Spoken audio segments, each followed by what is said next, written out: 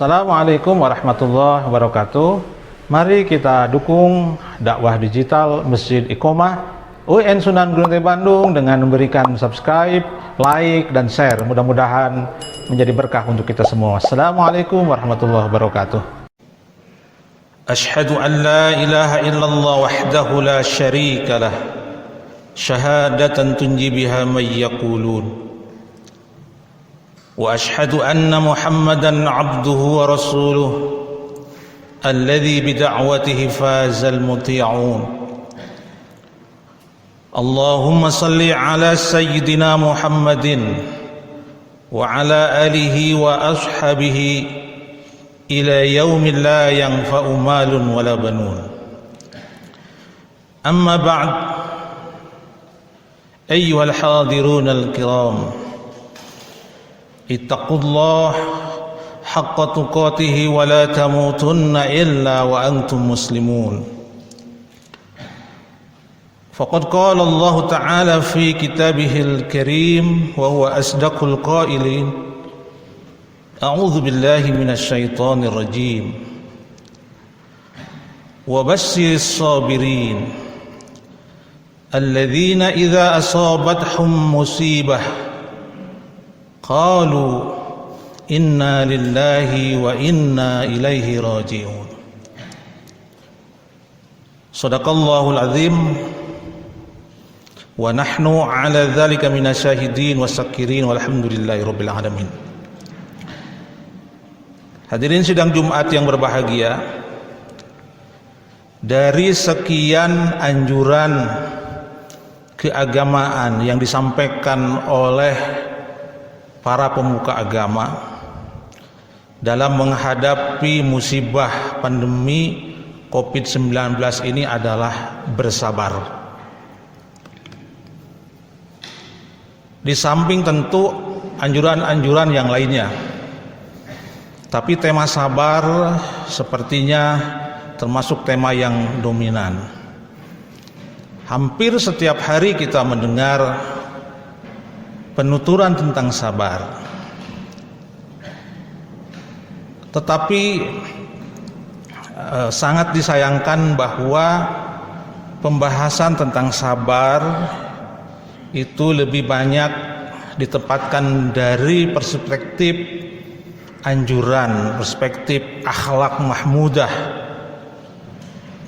dari sisi moralitas, sehingga penjelasan yang kita dengar dari uraian-uraian itu adalah pahala yang diperoleh orang yang sabar, lalu apa yang akan dia dapatkan nanti di akhirat.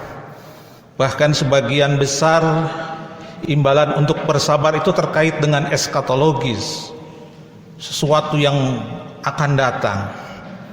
Padahal pandemi ini adalah persoalan yang hari ini, persoalan yang aktual. Hadirin yang berbahagia, kita semua meyakini bahwa doktrin agama itu tidak selalu bersifat doktriner. Dalam banyak hal, doktrin agama itu juga bersifat ilmiah. Kalau saya berkeyakinan semua ajaran agama itu bersifat ilmiah, walaupun pada saat ini boleh jadi karena keterbatasan pengetahuan manusia kita tidak bisa menemukan sisi ilmiahnya. Saya ingin mengibaratkan, kalau orang itu atau para dokter memerintahkan kita bersifat wajib untuk makan dan minum supaya badan kita sehat. Tapi bagaimana kita menjelaskan kepada jamaah bahwa kita wajib bersabar untuk menghadapi pandemi COVID-19 ini? Agak kesulitan karena memang penjelasan-penjelasan tentang sabar itu lebih banyak anjuran, bersifat targhib wa tarhib, sugesti saja, tidak seperti wajibnya orang makan dan minum. Dan boleh jadi sebagian jamaah tidak merasakan bahwa sabar itu merupakan salah satu solusi untuk menghadapi pandemi COVID-19 ini. Saya ingin mengemukakan satu temuan ilmiah, hasil penelitian dari salah seorang sarjana tentang bagaimana kondisi orang-orang di Bantul beberapa tahun yang lalu setelah terjadi gempa.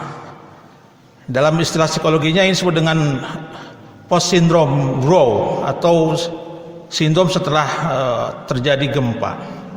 Setelah diteliti, hadirin yang berbahagia, apa sesungguhnya yang membuat mereka itu eksis? Ternyata yang membuat mereka eksis itu adalah sesuatu yang terkait dengan kesabaran, tawakal, mau menerima, tidak protes. Dan hal-hal seperti ini kalau kita perhatikan banyak sekali dimiliki oleh orang-orang, orang-orang awam. Coba kita lihat misalnya di daerah-daerah yang katakanlah dia penghasilannya itu sangat rendah, rumahnya sederhana, apakah tampak dalam sikap-sikap mereka itu perilaku-perilaku yang bertentangan dengan sifat sabar? Mereka misalnya karena tidak sabar kemudian gantung diri atau stres. Bahkan dalam wawancara-wawancara singkat di televisi itu, ucapan-ucapannya itu menunjukkan kesabaran, tawakal kepada Allah, menerima apa adanya. Jadi ternyata kesabaran itu memang tidak selalu berbanding lurus dengan pendidikan, tapi terkait juga dengan pengalaman sehari-hari. Nah, hadirin yang berbahagia, sedikit mungkin kita ingin mencoba mengilmiahkan kira-kira begitu. Kenapa sabar itu diperintahkan oleh Nabi, bahkan oleh agama. Pada ayat yang saya tadi bacakan itu ada kaitan dengan wa basyiris sabirin alladzina idza asabatna. Tafsir atau ini kalau kata at-tafsir dalam Al-Qur'an itu tentu konteks yang luar biasa ya. Orang yang bersabar dikaitkan dengan inna lillahi wa inna ilaihi raji'un. Kalimat murajaah ini kan bukan hanya sekedar ucapan, tapi sebuah komitmen diri, kesadaran diri bahwa sesungguhnya kita ini nggak ada apa-apanya dibandingkan dengan Allah. Jadi kalau misalnya pada saat ini orang harus bersabar, memang ya harus bersabar, mau apa lagi? Kita ini kan makhluk yang sangat lemah, tidak ada apa-apanya dibandingkan Allah. Memang orang itu harus bersabar. Saya ingin sekali lagi mencoba mengutip salah seorang pakar psikolog, mungkin teman-teman psikolog ini paham. Dalam psikologi perkembangan itu ada seorang tokoh yang namanya Daniel Goleman. Ini yang mengembangkan tentang emotional quotient atau kecerdasan emosi. Kira-kira teorinya ini menjelaskan bahwa di dalam tubuh manusia itu, sebagaimana kita ketahui, ada dua sisi, ada sisi fisik, ada sisi non fisik. Sisi non fisik inilah kemudian yang terkaitan dengan mental, berkaitan dengan emosi. Kalau kita perhatikan perilaku-perilaku orang-orang baik itu banyak diintervensi oleh aspek emosinya. Tentu emosi di sini maksudnya bukan emosi marah ya, tapi emosi mengendalikan perasaan.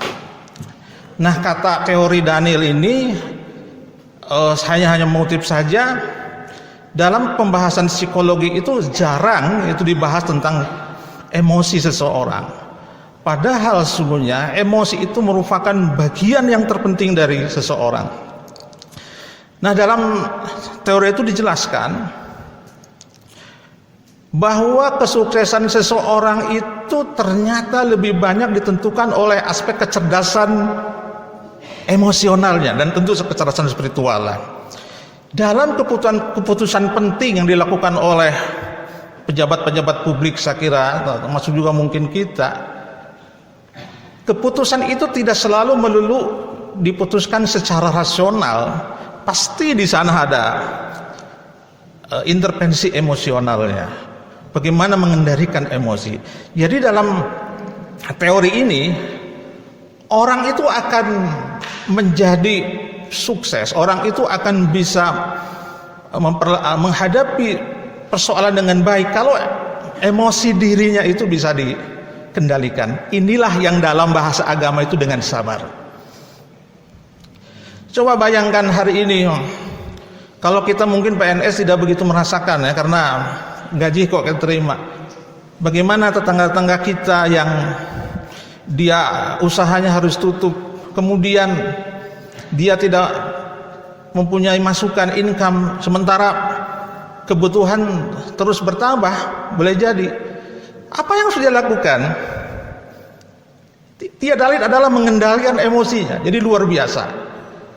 Orang pada saat ini bisa mengendalikan emosinya, dia tidak bunuh diri, padahal penghasilannya itu sangat berkurang. Ini luar biasa. Inilah kesabaran. Mengakhiri khutbah ini, karena tidak usah lama-lama kalau khutbah, saya ingin menyampaikan satu kisah ya, terkait dengan kesabaran mengendalikan emosi. Kisah ini kisah yang sangat populer, ditulis oleh Ayatullah Majohiri dalam Jihadun Nafs. Saya dapat narasinya dari urian Kang Jalal. Jadi dikisahkan ada seorang wanita muslimah, lalu kemudian dia punya anak usianya 3 tahun. Suaminya bekerja di luar. Pada satu saat karena ada alasan tertentu, anaknya ini meninggal dunia. Suaminya sebentar lagi datang, mungkin malamnya suaminya datang. Sebagai naluri ibu tentu dia menangis, tapi dia bisa mengendalikan emosinya. Dia sedang mengimplementasikan kesabaran. Kalau dia menangis terus menjerit-jerit, anak ini tidak akan hidup kembali, dan bahkan mungkin suaminya nanti akan kecewa. Padahal suami itu datang dalam keadaan lelah. Disinilah emosinya dia dimanage dengan baik. Kemudian bayinya disimpan di kamar sebelah. Lalu kemudian si istri sebagaimana biasanya berdandan, layaknya seperti tidak sedang ditinggalkan oleh putra satu-satunya. Suaminya datang, dan sebagai istri yang soleha dia menyambut istrinya dengan baik. Dan kemudian ada dialog di mana anak kita. Inilah gimana jawaban si istri ini, si ibunya.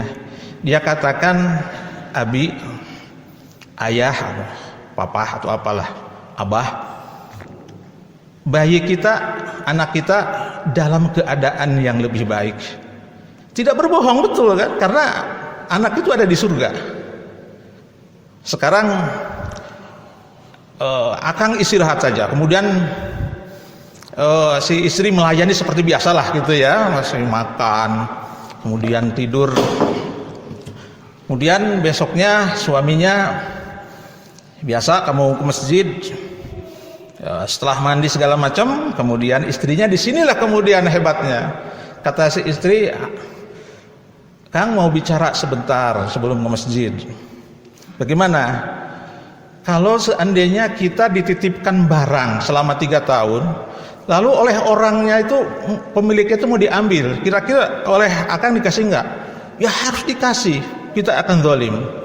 Nah, inilah hebat si ibu. Kalau dia mengatakan kita sudah diberikan amanat anak selama 3 tahun, Allah subhanahu wa ta'ala sudah mengambilnya, dan sekarang anak kita ada di kamar sebelah. Suaminya apakah marah? Tidak. Bayangkan kalau misalnya saya tidak tahu apa saya bisa sabar seperti itu. Suaminya tidak, dan dia tetap pergi ke masjid.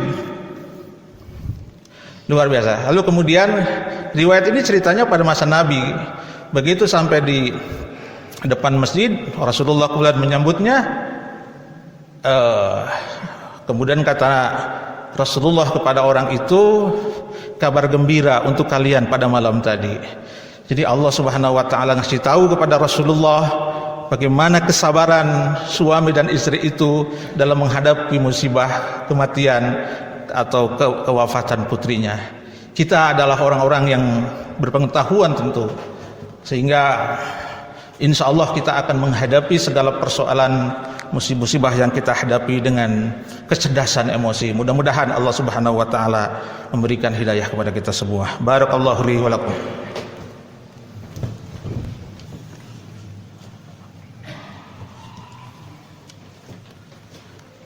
Alhamdulillah wa kafa wassalatu wassalamu ala ahli sidqi wal wafa. Asyhadu an la ilaha illallah irqaman liman jahada wa kafar.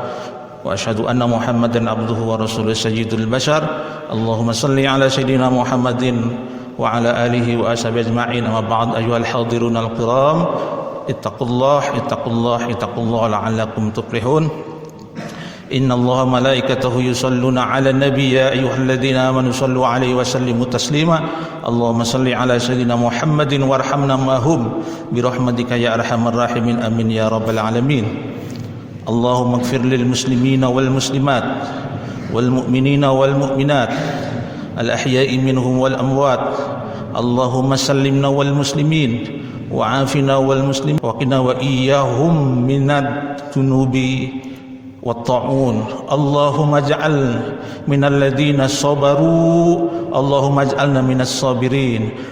اللهم تقبل منا إنك أنت السميع العليم وتب علينا إنك أنت التواب الرحيم. ربنا آتنا في الدنيا حسنة وفي الآخرة حسنة وقنا عذاب النار. وصلى الله على سيدنا محمد والحمد لله رب العالمين. عباد الله، Inna Allah ya'muru bil adli wal ihsan wa ita'i dzil qurba wa yanha 'anil fahsya'i wal munkar ya'idzukum la'allakum tadhakkarun.